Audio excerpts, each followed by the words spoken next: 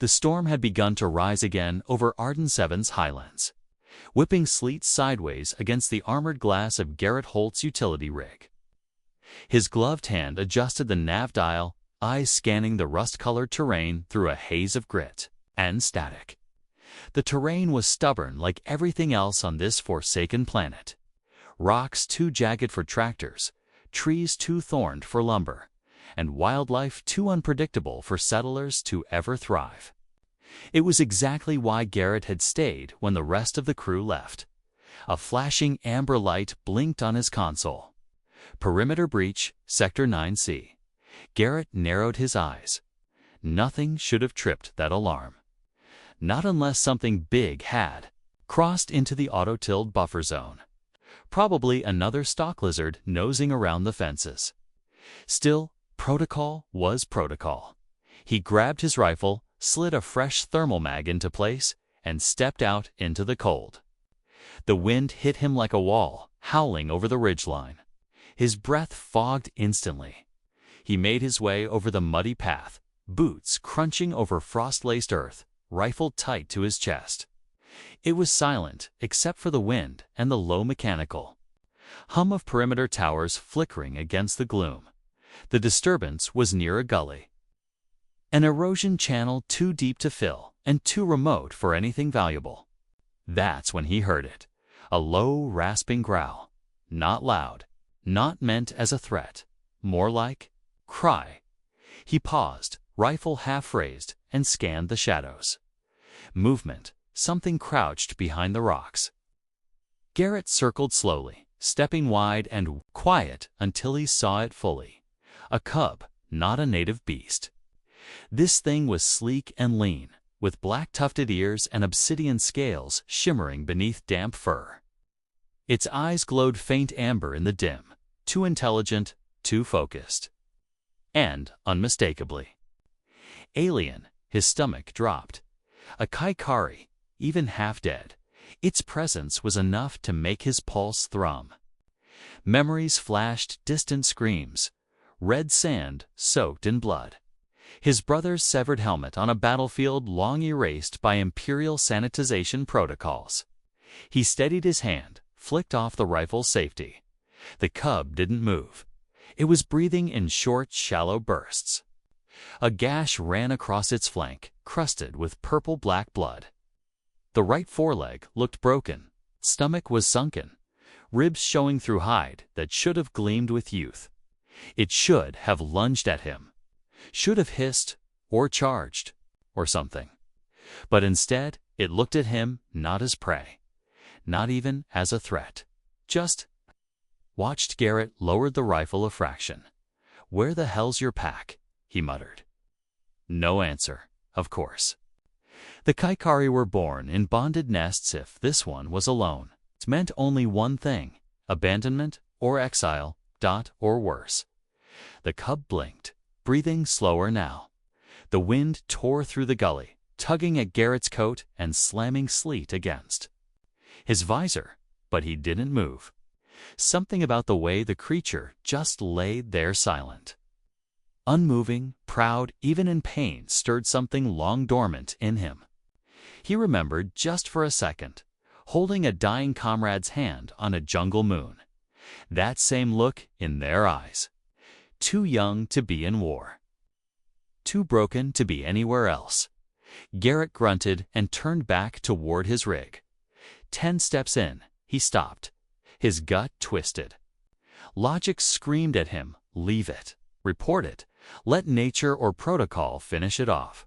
A Kaikari cub wasn't just dangerous, it was contraband. A living bioweapon by Imperial classification.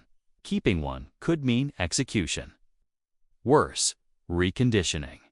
He looked back. The cub hadn't moved, still watching. "Damn you," he muttered, and trudged back.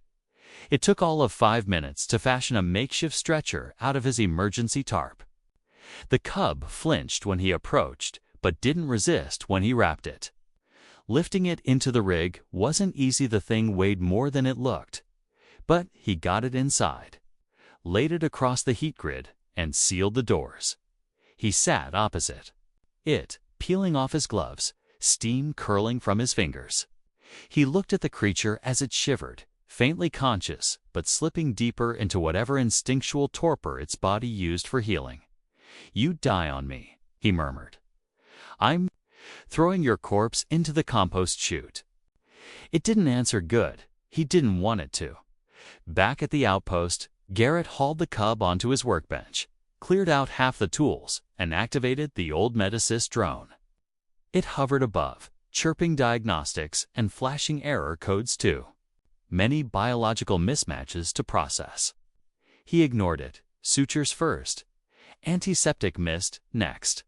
He wrapped the leg in support mesh, ignoring the distant knowledge that Kaikari limbs weren't supposed to heal like human ones. He wasn't saving it. He was just stabilizing. Until he decided what to do. Night fell hard outside. The storm lashed the dome. Inside, heat generators hummed, flickering lights casting long shadows. He poured himself a glass of synth whiskey, sat by the cub, and watched it breathe. Ragged, labored, alive. The silence was deeper than usual tonight, and Garrett knew without understanding why that nothing about his life was going to stay quiet for much longer. The cub didn't stir for nearly 36 hours. Garrett kept checking. Not that he cared. He kept telling himself that, repeating it like a ritual between maintenance routines and forced meals. The Kaikari creature lay curled in the insulated crate, patched, drugged, and breathing. The medical drone had run out of viable treatment protocols after the first hour. Everything else Garrett had handled with grit, guesswork, and whatever instinct still lived in his scarred fingers. He didn't name it. Not at first. Naming things made them real, made them yours. On the third day, it woke. The sound was more vibration than voice alow. Chest-deep growl that rattled the medbay shelves. Garrett was across the room before he realized he'd moved, rifle in hand. But the cub didn't leap, didn't bare its teeth. It sat there, panting, eyes locked on him, gold and fierce. Yes, but wide with something closer to confusion than rage. He lowered the rifle an inch.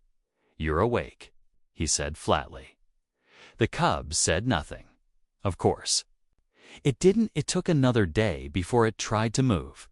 The front leg buckled under its weight, and it collapsed in a snarl of pain. Garrett knelt beside it, muttering curses as he reinforced the brace. The creature growled again, louder this time, but it didn't bite. He expected it to, maybe wanted it to. But it just watched him, the tension in its frame clear as coiled. "Wire? Don't look at me like that," he muttered. "You'd be dead if I'd left you." No reaction. Time passed in quiet fragments. Days blurred. The storm outside dragged on, trapping them in the dome under sleet and static-choked combs. Garrett worked. The cub healed. He rationed supplies tighter, taught it to eat from a synth dish without snapping at the servos. It learned quickly, unnervingly so. He still hadn't named it, but he talked to it. Maybe because the silence pressed in too thick. Or maybe because there was something in those eyes, intelligent, alert, searching, that made solitude feel more crowded than ever before. "Name was Holt," he said once, checking the dome's filtration manifold. "Still is. Garrett Holt. Not that it matters. Not to you." The cub blinked. The next day, it tried to mimic his movements. Clumsy, jerking efforts at first, standing, sitting, leaning when he leaned. Garrett watched with narrowed eyes. He saw what it was doing. Learning, studying. It was more than instinct. There was pattern in it. A week later, he tossed a broken drone core into the far corner. "Fetch." It just stared the second time. It limped over and brought it back in its jaws. He pretended it didn't matter when it growled at its reflection in the dome's metal wall. Garrett smirked for the first time in months. "Yeah, I wouldn't trust that ugly bastard either." He didn't call it cub anymore. He started calling it Rook. The name slipped out once, half by accident, as he was muttering to himself while patching the solar array. "Rook, don't touch that. It's hot." The creature paused mid-paw, ears twitching. From then on, Rook responded when called. By the third week, Rook could walk without collapsing. The leg remained stiff, the gait off balance, but the strength returned. Garrett stopped locking the interior doors. He stopped carrying the rifle inside the dome. When he slept, Rook curled under the old tool bench, breathing slow and steady. The bond grew in quiet increments, measured not in words, but in trust. One morning, Garrett opened the main hatch to check atmospheric levels. A snow beast had wandered into the outer perimeter, half-blind and starving. It hissed, reared up on hind limbs. Garrett raised his rifle. Before he could fire, Rook barreled past him, low to the ground, and tackled the beast. The fight was over in seconds. Rook stood over the twitching carcass, blood on his muzzle, and glanced back. Garrett didn't speak. He didn't have to. Later that night, sitting by the heating coil, Garrett poured a finger of synth whiskey into a second cup. He pushed it toward the floor. Rook didn't drink it, of course, but he sat beside it. They stared at the firelight in silence. Garrett exhaled. "You're not what I expected," he said softly. The cub looked at him. Something flickered in those gold eyes. Understanding. Maybe or something close. The dome's coms crackled, suddenly burst of static, then silence. Garrett froze, then moved to the panel, adjusting the dial. Recon scan confirms unusual.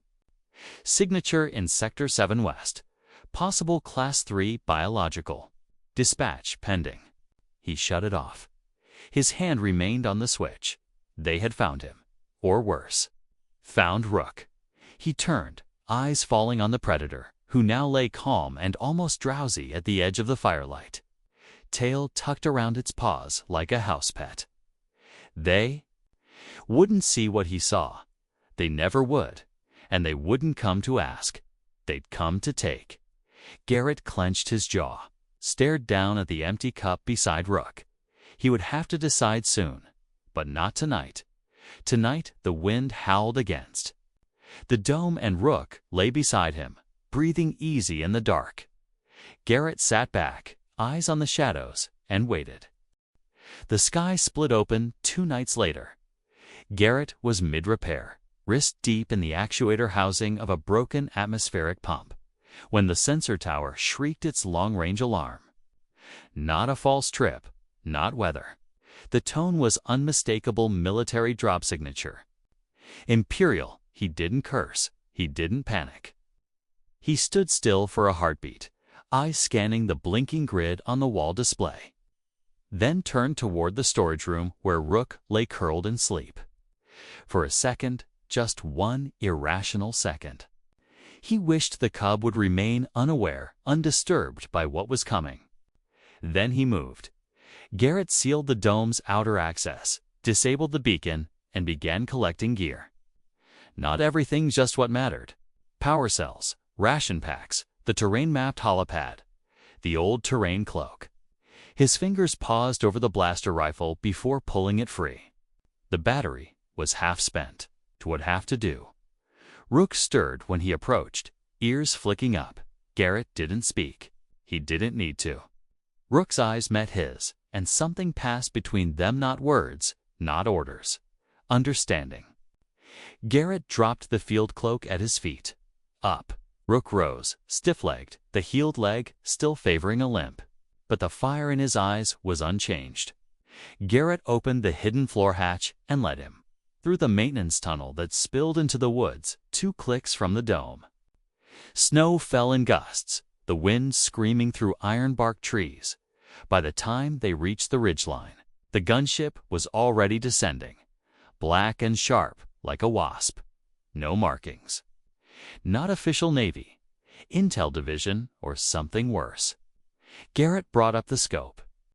2 men in X armor, 1 lean figure without a helmet. The one giving orders. He recognized the stance instantly. Virel Dax.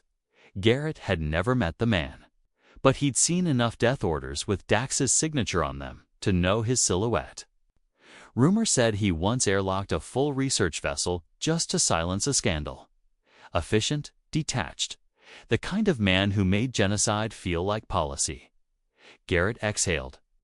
They didn't waste time. Rook growled low beside him. Down below, the dome's security override kicked in. The hatch hissed open. The soldiers moved in. Garrett could almost hear the violation in the silence. These weren't people searching a building. These were executioners checking the walls of a tomb. He shifted back, scanning terrain. His mind flicked through options. Escape routes, elevation gain, visibility lines. Rook crouched beside him, watching. Scenting the air. Then one of the soldiers found the med table.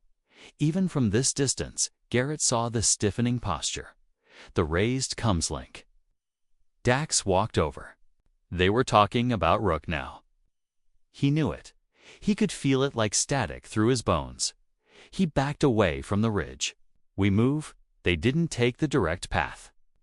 Garrett had walked this terrain for years, knew every ridge, every crevice, every route line wide enough to hide a grown Kaikari. They moved fast, silent, Rook flowing behind him like shadow incarnate by nightfall. They reached the collapsed ruins of the old satellite relay, twisted metal and forgotten concrete beneath drifts of powder snow. Garrett ushered Rook into the central cavity where the insulation still held faint heat.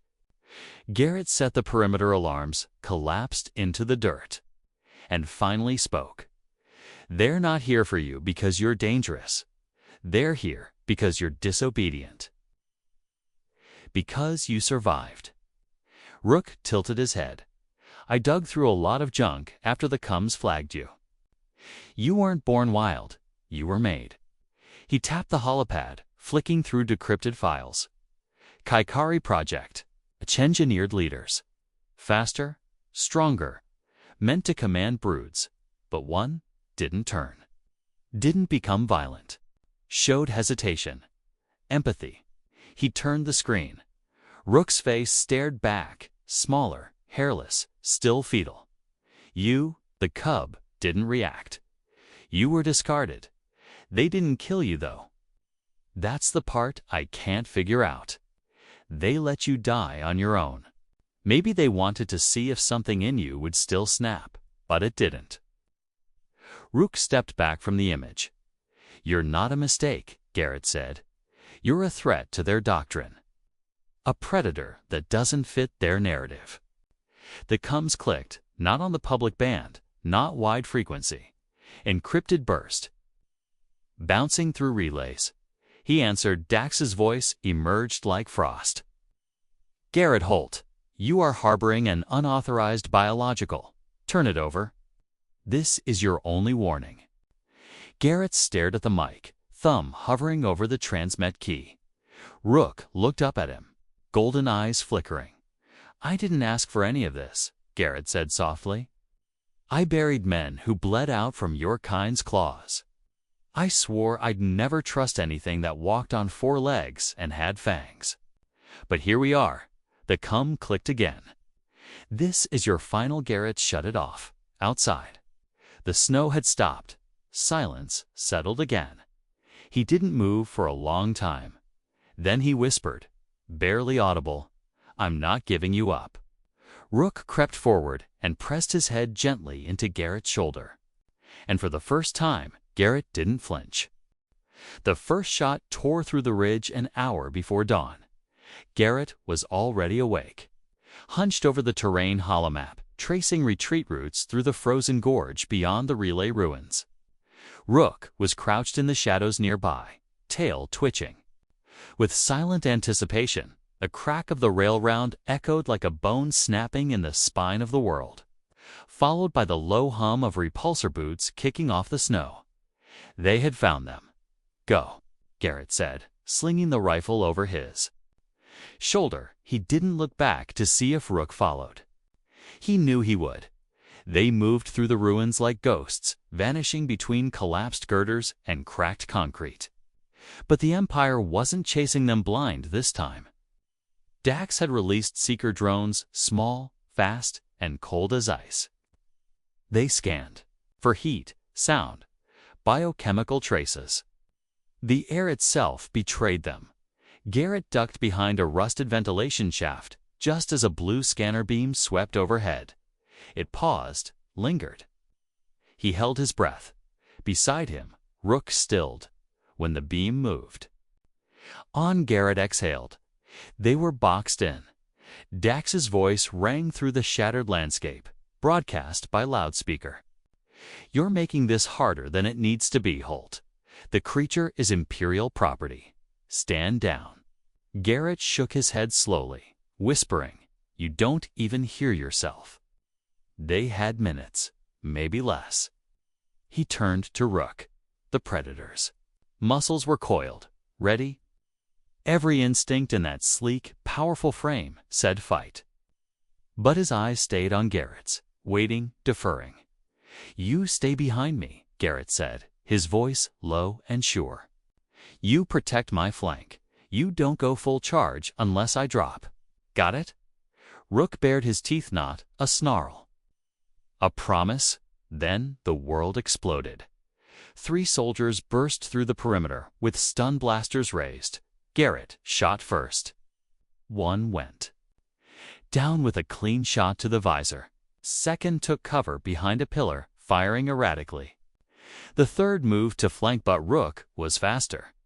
He launched from the shadows with a low roar, claws out, slamming into the armored trooper and tearing through the exosuit like it was wet paper. Blood hit the snow. Garrett pivoted, squeezed off. 2 more rounds. The last soldier fell. Then came the hiss of pressure seals releasing. Dax stepped into view. He wasn't in armor. Didn't need it. The man was calm, precise, and utterly unshaken. "This is where your crusade ends, Holt," he said. Garrett leveled his rifle. "Funny, I was going to say the same to you." "You misunderstand the scale of this," Dax said, stepping slowly forward, voice unwavering. "This isn't about you. It never was. This creature isn't your son, your friend, or your pet.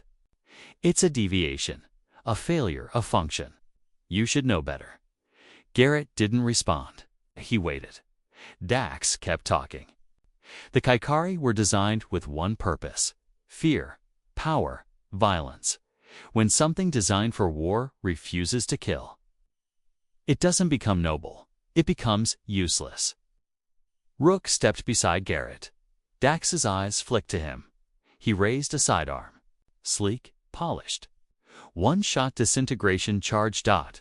Garrett fired first. Dax was fast but not faster. The round hit him in the shoulder. He staggered, dropped the pistol. Blood bloomed through his uniform. Still, he smiled. "You really don't get it, do you?" Garrett stepped closer, keeping the rifle up. "Get what?" "That you've already lost." Behind them, the drone. Swarm arrived. Too many to shoot. Too fast to outrun. They spiraled overhead like a storm of metallic locusts, their lenses glowing blue, scanning, locking. Garrett turned, eyes wide. Tracking the swarm, but too late. The first drone fired. Garrett felt the impact before he heard the shot. It wasn't a burn. It was a slam, a fist of energy hitting his ribs and lifting him off his feet. He crashed against the frozen ground. The world blurred. He tasted blood. Rook screamed, not a roar. A scream, he lunged into the swarm, ripping drones apart midair. His claws sliced through reinforced alloy. Blue sparks and black blood mixed in the snow. He didn't hesitate, didn't hold back. But there were too many. Garrett tried to rise. COULDN. Single quotes.